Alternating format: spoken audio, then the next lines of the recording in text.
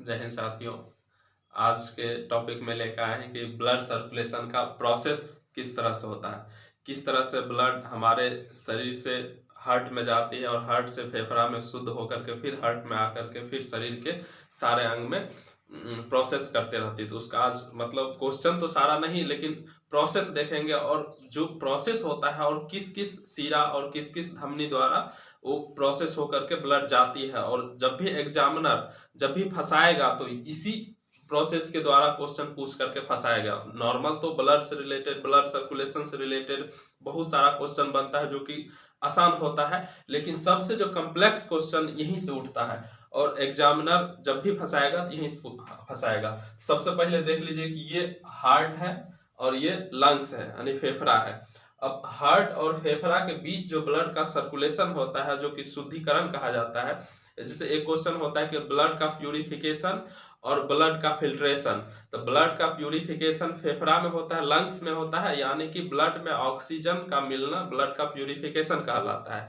और ब्लड से गंदगी को छान करके हटाना ब्लड का फिल्ट्रेशन कहलाता है, जो कि किडनी में होता है, ठीक है, वृक्क में होता है। तो देखते हैं दोस्तों कि आज ब्लड का प्यूरिफिकेशन देखेंगे कि ब्लड का प्यूरिफिकेशन किस तरह से होता है और हमारे शरीर से ब्लड प्यूरिफिकेशन होकर के फिर हार्ट के द्वारा शरीर में किस तरह से आता है। तो सबसे पहले देखते हैं, स्टेप वाइज स्टेप देखते हैं। सबसे पहले देखिए, ये कीपाकार होता है। ये जो है एक तरह से कीपाकार ऐसे करके होता है, लेकिन इसको गोल इसलिए बना दिए ताकि अच्छे से ये दिखे, अच्छे से समझे इसलिए दिखे। लेकिन हार्ट का बोलेगा कि हार्ट का आकार क्या होता है, तो कीपाकार या शंकुआकार होता है। एक कप की समान होता है, कीपाकार होता है और इसका वजन जो होता है 300 ग्राम होता है। तो दोस्तों देखते हैं कि हार्ट और लंग्स के बीच क्या क्या प्रोसेस होता है और हार्ट, लंग्स और शरीर के बीच क्या क्या ब्लड का प्रोसेस होता है। सबसे पहले ये देखिए, हार्ट, मानव का हार्ट जो होता है 4 चैम्बर में डिवाइड होता है, जिसमें कि अलिंद और निलय के रूप में, इसमें 2 अलिंद और 2 निलय होता है। इसे ऑरिकल कहा जाता है, इसे वेंट्रिकल। ऊपर अलिंद है, इसे ऑरिकल कहा जाता है। जैसे right auricle, left auricle, right ventricle, left ventricle. Hindi में कहे तो इसे ऊपर वाला को दाया अलिंद, बाया अलिंद, दाया निलय, बाया निलय कहते हैं। और उसके बाद अब देखते हैं कि कैसे। देखिए, शरीर से, जैसे कि हमारे शरीर से, शरीर में अशुद्ध ब्लड शिराओं में, पूरे शरीर के जितना नस है शिराओं जाल की तरह बिछा हुआ रहता है। तो शरीर से अशुद्ध ब्लड शिराओं में पूरे घूमते रहता है। तो अशुद्ध ब्लड शरीर से निकल करके सबसे पहले जाता है राइट ऑरिकल में, यानी कि दाया अलिंद में। शरीर से स्टेप नंबर 1 देखिए, स्टेप नंबर 1 है कि हमारे शरीर से महाशिरा द्वारा यानी भेन केवा द्वारा दाया अलिंद में जाता है, फिर दाया अलिंद से दाया निलय में जाता है।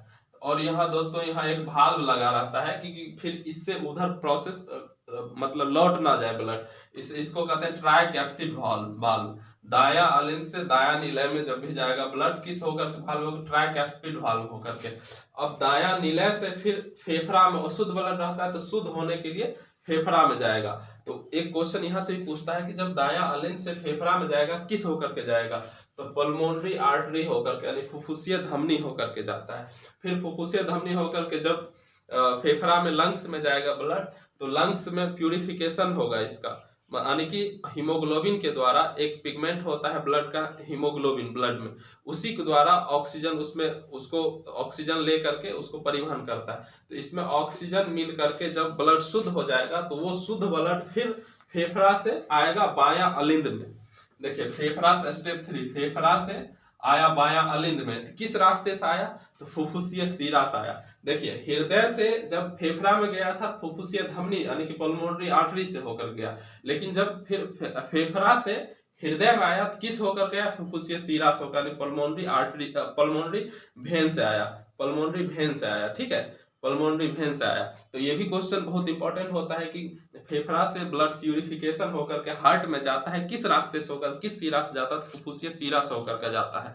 तो दोस्तों उसके बाद फिर जब बाया अलिंद में जाता है, फिर बाया अलिंद से ब्लड बाया निलय में जाता है, किस होकर के, यहाँ भी एक भाल्व लगा रहता है ताकि वो रिटर्न ना हो। तो बाया निलय में जाएगा बायकैस्पिड भाल्व होकर के। इसमें दाया अलिंद से दाया निलय में गया था ट्राइकैस्पिड भाल्व से, और बाया अलिंद से बाया निलय में जाएगा बायकैस्पिड भाल्व से। फिर बायकैस्पिड भाल्व में एकदम प्योर ब्लड आ जाएगा। जब शुद्ध ब्लड हो जाएगा तो पूरे यहाँ से एक पंप करेगा, बहुत स्पीड में पंप करेगा, तो वहां से पंप करके फिर पूरे शरीर में फिर आएगा। पूरे शरीर में अब शुद्ध ब्लड क्वेश्चन पूछेगा, फिर शुद्ध हार्ट के द्वारा जो शुद्ध ब्लड होता है किस रास्ते से पूरे शरीर में आता है, तो महाधमनी द्वारा, इसे एरोटा कहा जाता है। पूरे शरीर का सबसे बड़ा धमनी जो होता है महाधमनी होता है, एरोटा। फिर यही प्रोसेस चलते रहता है, इसी के द्वारा चलते रहता है प्रोसेस। दोस्तों फिर अगली बार हार्ट के बारे में नेक्स्ट टॉपिक लेकर के आएंगे। धन्यवाद।